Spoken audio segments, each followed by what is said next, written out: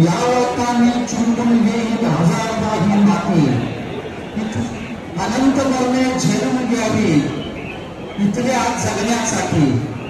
या जगण्यावर या जन्मावर शतदा प्रेम करणारे, या वृत्तीचं अनुसरण करणारे आणि सदरक्षणाय खलनिग्रहणाय या ब्रीदवाक्याचा तंतोतंत आपल्या जीवनामध्ये अवलंब करून त्याप्रमाणे आपलं जीवन व्यतीत करणारे, आज सेवानिवृत्त होणारे सर्व अधिकारी कर्मचारी बांधव यांना मी राजन माने यांच्या मित्रमंडळाच्या वतीनं खूप खूप शुभेच्छा देतो.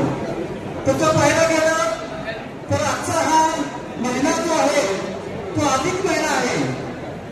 अधिक महिना म्हणजे विष्णूच्या उपासनेचा महिना असं हिंदू धर्मात समजतात.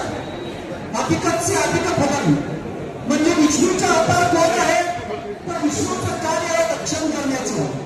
आणि हे सगळे बांधव जे आहे हे खतं जे आहे ते खरोखर विष्णूचं कार्य करणारं ही सर्व बांधव आहेत आणि त्यांची आज सेवानिवृत्ती होत आहे. आणि त्यामध्ये आमच्या 1984 नेताजी प्रचाराच्या बॅचचा आणि आमच्या सर्व मोहोळ तालुक्यातून शान आणि मान असणारे राजनजी मानेच आहे आज सेवानिवृत्त होत आहे. खरोखरच राजन या नावाचं साम्य अनेक वेळेला इथं ऐकायला मिळालं. आज आपण समाजात ऐकतो राजा माणूस आहे, तो राजा माणूस आहे म्हणतो आपण. राजा माणूस म्हणजे त्याचा असतो चांगल्याचं रक्षण करतो, जो अन्याय अत्याचार करतो त्याचं निदान करतो. खरोखरच आपल्या आयुष्यामध्ये राजाची मानाचं हे जीवन चरित्र जर अभ्यासलं तर बाळाचे पाय पाळण्यात पुस्तक म्हणतात. सरजी बाळाचे पाय पाळण्यात पुस्तक म्हणतात. 10वी वर्गामध्ये आम्ही शिकत होतो. 10वी आणि 9वीचा हा काळ किशोर वयाचा काळ, बंडखोरीचा काळ, खोड्या करण्याचा काळ, अशीच एक भयानक खोडे आम्ही केली होती. आणि आम्ही एक 5-6 जण ओळखी असं होतो की आमचं नाव घ्यायला घाबरायचे. परंतु राजांना आमच्या सर्वांचे ज्या ज्या चुका होत्या त्या राजांनी आम्हाला पकडून दिलं, आम्हाला शासन झालं, तिथून आम्ही सुधारलो आणि आमच्यातील एक जन्मदेव इथे आलेले तिथून नोकरी करून आलेला आहे. अनेक शिक्षक झाले, अनेक PSI झाले, अनेक मातब्बराचे पुढारी झालेले.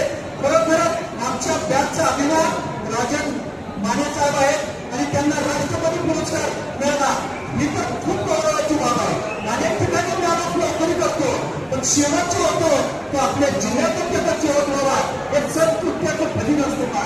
अनेक ठिकाणी आपण नोकरी नसताना घरातून जातो आणि जेव्हा सेवानिवृत्त होतो तेव्हा आपल्या जिल्ह्यामध्ये त्यांची नियुक्ती झाली आणि या जिल्ह्यामध्ये त्यांना राष्ट्रपती पुरस्काराने सन्मानित करण्यात आलं. हे कशाचं प्रतीक आहे?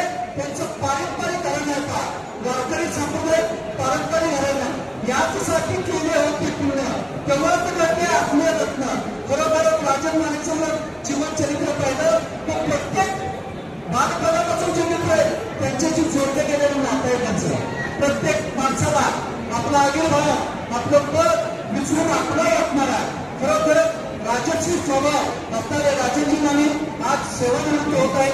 मी आमच्या मित्रमंडळाच्या वतीनं तसेच आमच्या तालुक्याचे ग्रामदैवत सद्गुरू वडवाळ शुद्ध नागेशाच्या वतीनं त्यांना आशीर्वाद मागतो नागेशांना की त्यांना गुणगुणित आयुष्य चांगलं आरोग्य मिळो. त्यांचे अनेक सदछंद म्हणजे चांगले छंद असणारी व्यक्तिमत्व आहे. चांगल्या गोष्टी आवडणार आहेत. त्यांचे काही क्षण अशा या भगवद्गीतेमध्ये कार्यभावनेमध्ये जे विसरलेले आहेत ते त्यांना मिळो, चांगलं आरोग्य मिळो, चांगला असंच आनंददायी त्यांचं जीवन जावो अशी शुभेच्छा देतो आणि माझं मनोगत व्यक्त करतो. जय हिंद, जय महाराष्ट्र. धन्यवाद सर. आपण माने साहेबांबद्दल मनोगत व्यक्त केलं. यानंतर माने साहेबांचे